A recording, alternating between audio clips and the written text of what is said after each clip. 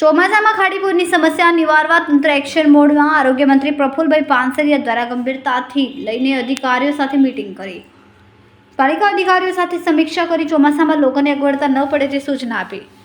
ખાડીપુર ન થાય તે માટે 200 કરોડથી વધુના પ્રોજેક્ટ્સની કામગીરી પ્રગતિ હેઠળ છે. ખાડી પ્રોજેક્ટ વેગમાં ચાલી રહ્યો છે. વિવેકાનંદ સોસાયટીથી લઈને લક્ષ્મણનગર સુધી ખાડી પ્રોજેક્ટ અંતર્ગત 200 કરોડથી વધુના ખર્ચે સરકારી કામગીરી પૂરજોશમાં શરૂ. શહેરમાં આવતી ખાડી એ બારડોલીથી આવતું બધું જ ખેતરનું વગેરેનું પાણી છે અને જે શહેરના ખાડી વિસ્તારમાં થઈને તાપી નદીની અંદર ભળી જતું હોય છે.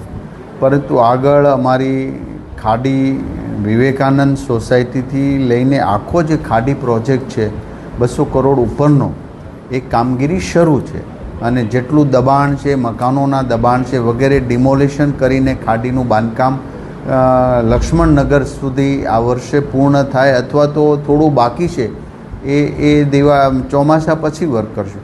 એટલે આટલા મોટા પ્રોજેક્ટો, દબાણ હટાવવા, મકાનો હટાવવા, પ્રાઇવેટ સોસાયટીની દિવાલો ખાડીની અંદર બનાવી એ હટાવવાનું આ બધી જ કામગીરી શરૂ છે. હોટલ લેવલ કરીને સુરત મહાનગરપાલિકામાં ક્યાં ક્યાં વધુ પાણી ભરાય છે એ ટેકનોલોજી આધારિત સાથે મળીને એમની કાલે મિટિંગ મારા ઓફિસ પર તમામ અધિકારીઓ સાથે પૂર્ણ કરવામાં આવી છે. તો જે પાણી ભરાય છે, કારણ કે આ બહુ ઉપરવાસથી આવતું ખૂબ વરસાદનું પાણી, આ એક સોસાયટી એક વિસ્તારનો પ્રશ્ન નથી, બારડોલી સુધી આવતું તમામ પાણી જે વરાછા થઈને તાપી નદીમાં ભળતું હોય છે.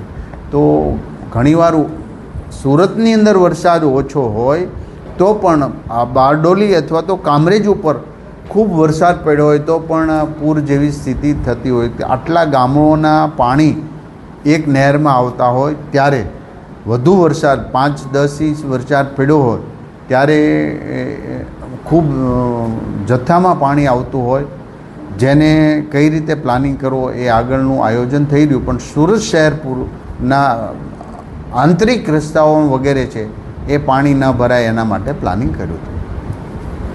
કેમેરામેન સેનલ રાણી સાથે વિશાલ છેટા, માનવપ્રભા ન્યૂઝ, સુરત. અમારા વિડીયોની નવી અપડેટ મેળવવા માટે સબસ્ક્રાઇબ કરો માનવપ્રભા ન્યૂઝ ચેનલને. બેલ આઇકન ક્લિક કરો લેટેસ્ટ વિડીયો સૌથી પહેલા મેળવવા માટે.